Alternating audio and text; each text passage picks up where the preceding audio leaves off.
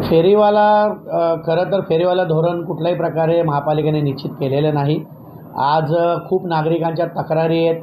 Station परिसर पहा, गल्लीबोळीत पहा, प्रत्येक रस्त्यावर फेरीवाले बसलेले आहेत। मुळात हे फेरीवाले आहेत कुठले? हे कल्याणकर आहेत का? डोंबिवलीकर आहेत का? इथले स्थानिक आमचे लोक आहेत का? हे कोणी नाहीत, हे सगळे बाहेरची लोक आहेत। आणि याच्यामागे जे कोणी अधिकारी असतील, जे कोणी कर्मचारी असतील, जे कोणी तिथले स्थानिक लोक असतील, जे यांचे हप्ते वसुली करतात, असं आम्हाला कानावर आलेलं आहे। स्वतः फेरीवाले आम्हाला बोलले की आमच्याकडून रोज हप्ते वसुली केली जाते।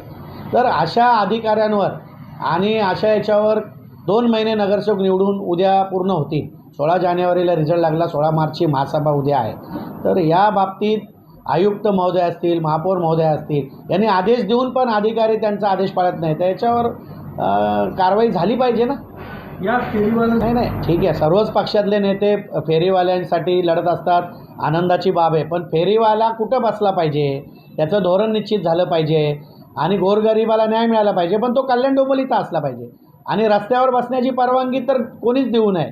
शेवटी नागरिकांची जी भावना आहे, फुटपाथ मोकळे असले पाहिजेत, रस्ते मोकळे असले पाहिजेत। अनेक अपघात झालेत आजपर्यंत, तुम्ही प्रत्येक एरियाचा जर लेखाजोखा घेतला, कल्याण डोंबिवलीमध्ये किती अपघात झाले या फेरीवाल्यांमुळे, किती वेळा वाहतूक कोंडी झालेली आहे। आज स्टेशन परिसरात तुम्ही जा, गल्लीबोळीत जा, त्या ठिकाणी लोकांना गाड्या चालवणं कठीण झालेलं आहे। माझं सांगणं आहे की आत्ताच 5 वर्षानंतर निवडणुका झाल्यात, आज बरोबर त्याला 2 महिने पूर्ण निवडून आलेल्या नगरसेवकांना झालेले आहेत। उद्या महासभेमध्ये हा 10 नंबरचा विषय घेतलेला आहे, आमच्या एका भाजपाच्याच नगरसेवकांनी घेतलेला आहे। तर या प्रस्ताव सूचनेवर उद्या मोठी चर्चा होणार आहे।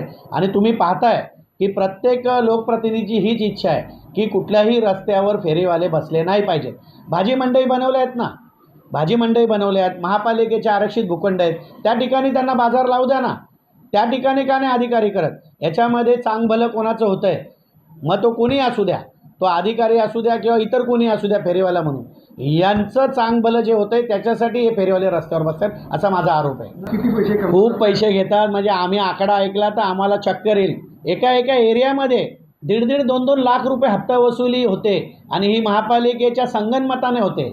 हे खूप दुर्दैवी आहे। माझ्याकडे अशी माहिती आहे, काही शिपाई आहेत, त्यांचे 2-2, 3-3 फ्लॅट आहेत, काही अधिकारी आहेत, यांना ते पैसे देतात। आम्ही जेव्हा प्रत्यक्षात फील्डवर उतरलो, आमचे नगरसेवक उतरले, तर ते बिचारे फेरीवाले हे आम्हाला सांगताय, साहब उधर हफ्ता देना पड़ता है, इधर हफ्ता देना पड़ता है, इधर ये करना पड़ता है, उधर ये करना पड़ता है, हम कैसा क्या इधर से ये करेंगे। तर आम्ही त्यांना हे सांगितलं की तुम्हाला भाजी मंडई आहेत, त्या ठिकाणी आरक्षित भूखंड आहे, फेरीवाला धोरण निश्चित करून त्या ठिकाणी बसवलं पाहिजे। आम्हाला नागरिक महत्त्वाचे आहेत। पुढची भूमिका हीच आहे की उद्याच्या महासभेमध्ये सर्व नगरसेवक चिडलेले आहेत आणि सगळे नगरसेवक हा मुद्दा घेणारच आहेत। पण आम्ही हा इशारा शिवसेनेच्या वतीने देतो आयुक्तांना की यापुढे जर तुमचा कुठलाही अधिकारी ह्या सगळ्या याच्यात जर सामील आहेच, हे तर माझा आरोप आहे, सामील आहेच, वरिष्ठांपर्यंत सामील आहे, पण जर यापुढे रोडवर कुठलाही फेरीवाला जर दिसला तर तुम्ही त्याच्यावर जर कारवाई केली नाही तर शिवसेना आंदोलन उभारेल।